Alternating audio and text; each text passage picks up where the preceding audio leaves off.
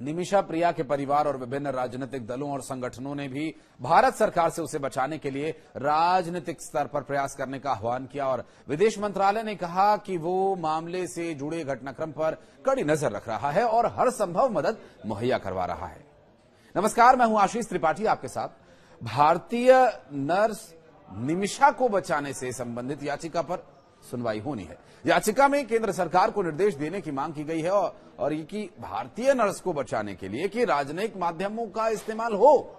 Justice Vikram Nath और justice Sandeep Mehta की पीठ इस मामले पर सुनवाई कर सकती है और ये याचिका सेव निमिषा प्रिया इंटरनेशनल एक्शन काउंसिल नाम के संगठन द्वारा दायर की गई है, जो नर्स की सहायता के लिए कानूनी सहायता दे रहा है।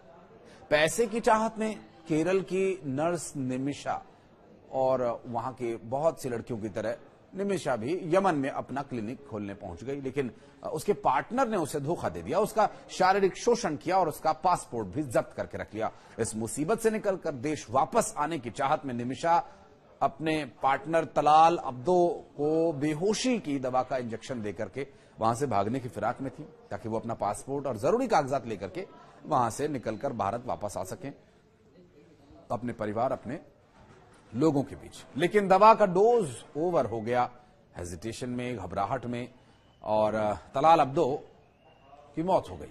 निमिषा को जेल हो गई। 16 जुलाई को उसे फांसी होनी है। कोशिश ये हो रही है कि निमिषा को किसी तरह से बचा लिया जाए। उसके अपने निजी स्तर पर क्या कारण थे, क्यों उसने पति को भेजा, क्या है, बहुत सारे सवाल हैं, लेकिन उन सभी सवालों का जवाब इस वीडियो में मिलेगा भी आपको। लेकिन उसके बाद भी वो भारतीय है और भारतीय होने के नाते उसे यमन में तो कम से कम इस तरह से मौत उसकी नहीं होनी चाहिए, क्योंकि वो एक ऐसी स्थिति होगी कि अंतर्राष्ट्रीय स्तर पर भारत की साख को बट्टा भी लग सकता है। ठीक है, उसकी परिस्थितियां क्या थी, उसने हत्या की क्या, किन परिस्थितियों में क्या, अभी इस सब पूरे मामले पर उसकी बारीकी से जांच होना भी जरूरी है, जैसे कि हम कम से कम अपने स्तर पर स्वीकार नहीं कर सकते, क्योंकि जो वहां हुआ वो वहां की सरकार जानती है या वहां के पुलिस अधिकारी कर्मचारी जानते हैं या निमिषा जानती है।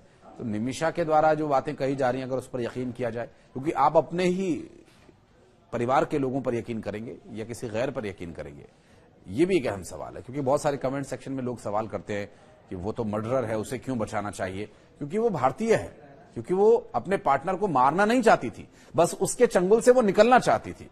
केरल की बड़ी संख्या में लड़कियां नर्स की नौकरी करने के लिए यमन, कतर, सऊदी अरब, संयुक्त अरब अमीरात, ओमान, बहरीन, कुवैत जैसे देशों में जाती हैं बेहतर वेतन, बेहतर सुविधाओं की तलाश में।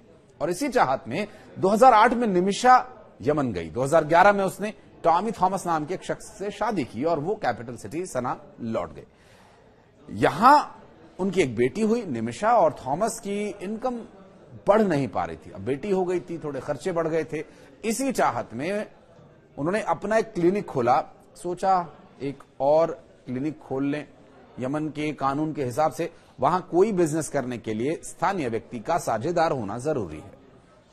कोई बाहरी व्यक्ति वहां अपना बिजनेस अपने स्तर पर निजी तौर पर नहीं कर सकता। इसी वजह से निमिषा ने तलाल अब्दो मेहदी को अपना साझेदार बनाया। इंडियन होने के नाते उन्हें वहां पर इसे अपना साझेदार बनाना पड़ा। निमिषा की एक नए क्लिनिक से उसके पुराने मालिक, जिस क्लिनिक में वो काम करती थी, उसे बहुत परेशानी थी। उसने तलाल अब्दो को बाध्य किया कि नए क्लिनिक के एग्रीमेंट में उसे हिस्सेदारी मिले, जिसके निमिषा के पुराने मालिक को 33% और तलाल अब्दो को 67% हिस्सेदारी पर एग्रीमेंट हुआ।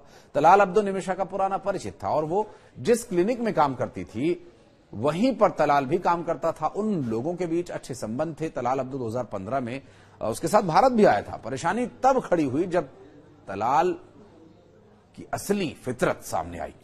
निमिषा को क्लिनिक की आड़ में उसने क्या कुछ किया वो तो बहरहाल जांच के बाद और स्पष्ट हो पाएगा। निमिषा या तो खुद बताएं, हालांकि आरोप है इस तरह के कि बहुत कुछ उसके साथ किया गया, लेकिन इस क्लिनिक की आय से जो पैसा आ रहा था उसे निमिषा को देना उसने बंद कर दिया। निमिषा ने अपने हिस्से का पैसा मांगा। हर कोई मांगेगा अपनी मेहनत का हिस्से का पैसा। उसने उसके साथ प्रताड़ना शुरू कर दी, उससे शारीरिक रूप से प्रताड़ित करने लगा। और इतना ही नहीं, उसने एक फर्जी मैरिज सर्टिफिकेट भी कोर्ट में पेश करके ये साबित कर दिया कि दोनों की तो शादी हो चुकी है। और उसने निमिषा का पासपोर्ट, अन्य जरूरी कागजात सब कुछ जब्त करके अपने पास रख लिया और इस वजह से निमिषा भारत नहीं आ पा रही थी। और इसी वजह से उसने तलाल अब्दो को बेहोशी की दवा का इंजेक्शन दिया ताकि वो अपने कागज ले और वहां से निकले। लेकिन दवा का डोज ओवरडोज हो गया और ये सब कुछ हुआ। यमन में शरिया लागू है और इस शरिया कानून के हिसाब से अगर किसी व्यक्ति के साथ कोई गंभीर अपराध जैसे हत्या या घायल करने जैसा अपराध हो जाए तो वो पीड़ित परिवार को मुआवजे के रूप में मोटी रकम देकर के दोषी बच सकता है, बशर्ते पीड़ित परिवार इसके लिए राजी हो और ब्लड मनी यानी किसी तरह से मौत हो जाने पर उसका जो पैसा मिले, यानी उसे ब्लड मनी कहते हैं वहां पर, तो उसे दे करके माफी दे दे और इसके लिए परिवार राजी होना जरूरी है। और इस पूरी प्रक्रिया को ब्लड मनी या शरिया कानून के हिसाब से दिया कहा जाता है।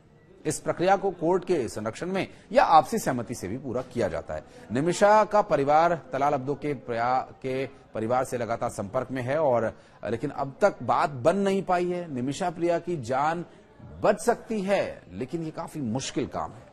यमन में इस वक्त कोई स्थिर सरकार तो है नहीं, आतंकियों की सरकार है और आतंकी शरिया के मानने वाले हैं, उनके हिसाब से शरिया इज बेस्ट। और इन आतंकवादियों की सरकार ने अभी तक इस पूरे मामले में निमिषा को पूरा बोलने का मौका तक नहीं दिया है।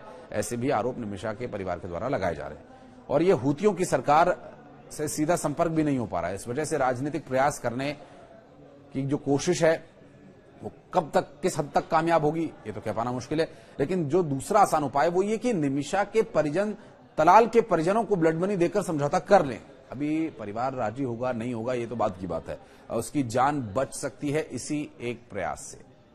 प्रयास जारी हैं, अब तक तलाल का परिवार इसके लिए राजी नहीं हुआ है। तीसरा ये एक उपाय ये भी है कि मानवता के नाते निमिषा को बख्श दिया जाए क्योंकि उसका इरादा हत्या करने का बिल्कुल भी नहीं था, उसने आत्मरक्षा में खुद को बचाने के लिए ये सब किया। निमिषा की एक जो 10 साल की बच्ची है उसके लिए, परिवार के लिए इस पर विचार किया जा सकता है। अब इन प्रयासों के लिए समय बहुत कम बचा है। केरल के मुख्यमंत्री पी विजयन ने प्रधानमंत्री नरेंद्र मोदी को इस मामले में हस्तक्षेप किए जाने की मांग की और एक पत्र लिखा। प्रधानमंत्री को लिखे पत्र से अनुरोध किया गया कि वे इस मामले को बिना किसी देरी के यमन के अधिकारियों के सामने उठाएं। बहरहाल क्या ये प्रयास काबिल होंगे, क्या ये प्रयास सफल हो पाएंगे, ये सभी विषय अभी एक यक्ष प्रश्न बने हुए हैं। उम्मीद करते कि निमिषा बच जाए, भारत आए, उसके बाद जो जांच हो सच्चाई सामने आएगी। क्योंकि सुप्रीम कोर्ट में भी ये पूरा मामला चल ही रहा है और अब देखना ये होगा कि क्या यहां की सुप्रीम कोर्ट निर्णय लेती है और वहां के सरकार से बातचीत के बाद क्या कोई रास्ता निकल पाता है। अब कमेंट सेक्शन में कुछ भी जो आपको लगता है अपने विचार साझा कर सकते हैं। धन्यवाद।